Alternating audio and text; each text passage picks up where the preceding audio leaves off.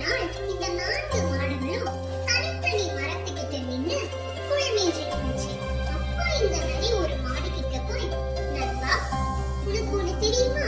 உன்னுடைய 3 நண்பர்களும் அதோ தெரியுது பாத்தியா ஒரு குகை, அது உள்ள இருக்கிற பசு புற்களை உன்னை விட்டு தனியா போய் சாப்பிட போறதா பேசிட்டு இருந்தாங்க. அத நான் கேட்டுட்டேன்.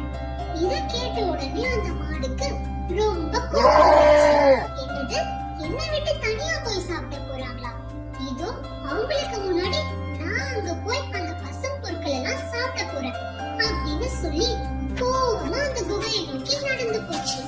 அங்க போனதுக்கு அப்புறம் தான் இந்த மாடுக்கு ஒரு ஆச்சரியம் காத்துட்டு இருந்தது. ஏன்னா அந்த குகைக்குள்ள இருந்தது பசும் பொருட்கள் கிடையாது, பசியோட ஒரு சிங்கம் அங்க படுத்துட்டு இருந்துச்சு. இந்த மாடை பார்த்த உடனே அந்த சிங்கத்துக்கு ரொம்ப சந்தோஷம். தன்னுடைய பசிக்கு ஒரு இறை கிடைச்சிருச்சு அப்படின்னு சொல்லி அந்த மாடை இந்த சிங்கம் வேட்டையாடி சாப்பிடுச்சு.